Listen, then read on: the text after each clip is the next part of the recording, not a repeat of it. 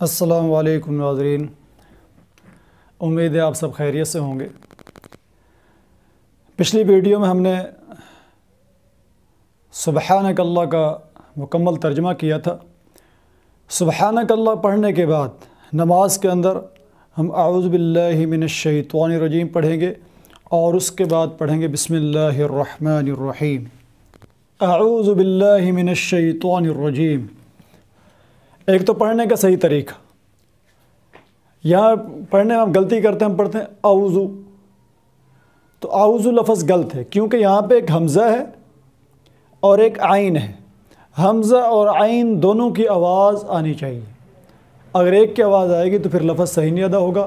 اگر ہم پڑھتے ہیں اعوذ، اعوذ ایک چیز، ان دونوں میں سے ایک کی آواز نکل رہی ہے، دوسری کی آواز نہیں نکل رہی، تو صحیح پڑھنے کا مطلب کہ اعوذ، اعوذ، حمزہ کو اوپر زبر ہے، عین کو اوپر پیش ہے، اعوذ، اعوذ باللہ من الشیطان الرجیم۔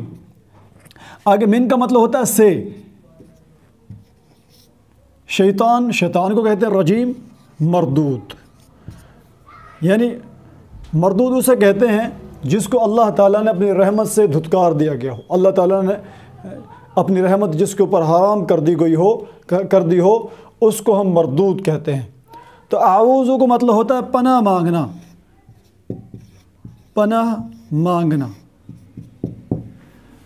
تو مطلب کیا؟ میں اللہ کی پناہ مانگتا ہوں من الشیطان الرجیم، شیطان سے جو بڑا مردود ہے۔ شیطان سے پناہ جس نے مانگ لی، گویا کہ اس نے ہر چیز سے پناہ مانگ لی، اس لیے کہ انسان کے اوپر جو بھی حملہ ہوتا ہے انسان کو نقصان پہنچانے کے لیے، اس میں شیطانی اثر ضرور ہوتا ہے۔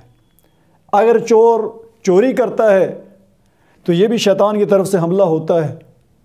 اگر کوئی جو سا لڑائی کرتا ہے، کسی کو نقصان پہنچاتا ہے، تو یہ بھی شیطان کی طرف سے حملہ ہوتا ہے۔ کوئی کسی کی جائیداد یا پیسے دباتا ہے تو وہ بھی غصب کرتا ہے، تو وہ بھی شیطان کی طرف سے حملہ ہے۔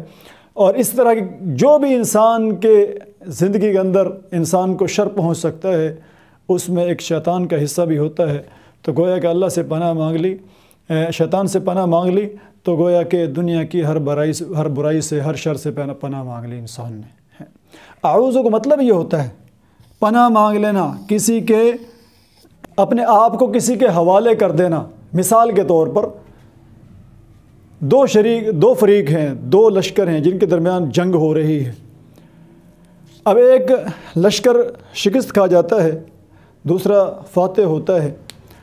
تو اب شکست خوردہ لشکر میں سے کوئی شخص اپنے آپ کو بچانے کے لیے یا اپنے گھر والوں کو بچانے کے لیے فاتح لشکر میں سے کسی آدمی کی پناہ لے لیتا ہے کہ آپ مجھے ان کے نقصان سے بچا لیں، آپ مجھے اپنی پناہ میں لے لیں۔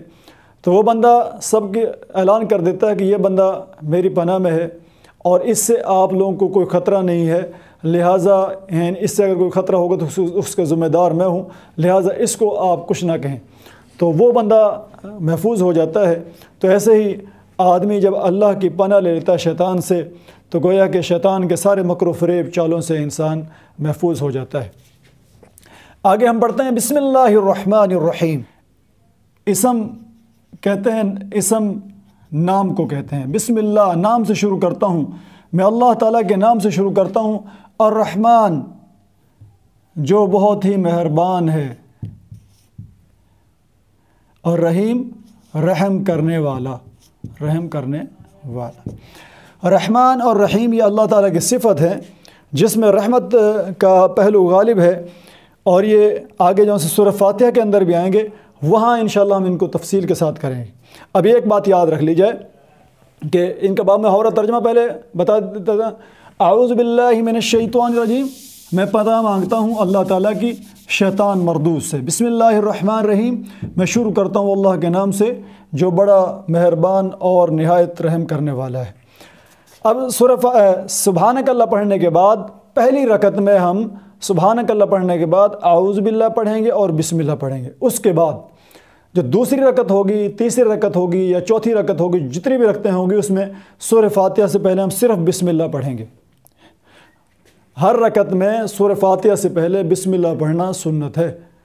بعض لوگ دوسری رکعت میں کھڑے ہوئے اور سجدے سے اور ڈائریکٹ الحمدللہ رب العالمین پڑھنا شروع کر دیتے ہیں، بسم اللہ چھوڑ دیتے ہیں۔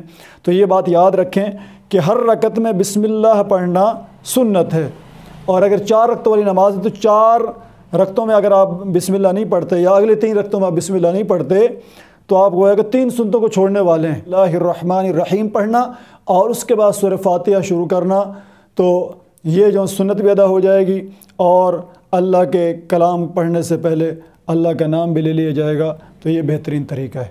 اللہ تعالیٰ عمل کی توفیق عطا فرمائے۔ اگلی ویڈیو میں انشاءاللہ سورہ فاتحہ کی تفصیل کے ساتھ اس کا ترجمہ، اس کی فضیلتیں اور اس کے جو سے تشریح ہم کریں گے۔ تو آپ بھائیوں سے گزارش ہے کہ میرا یہ چینل ہے باب الاصلاح کے نام سے، اس کو آپ سبسکرائب کر لیں اور گھنٹی کا بٹن دبا کے اس پہ آل پہ کلک کر لیں، تاکہ تمام کے تمام ویڈیو آپ کو پہنچتے رہیں۔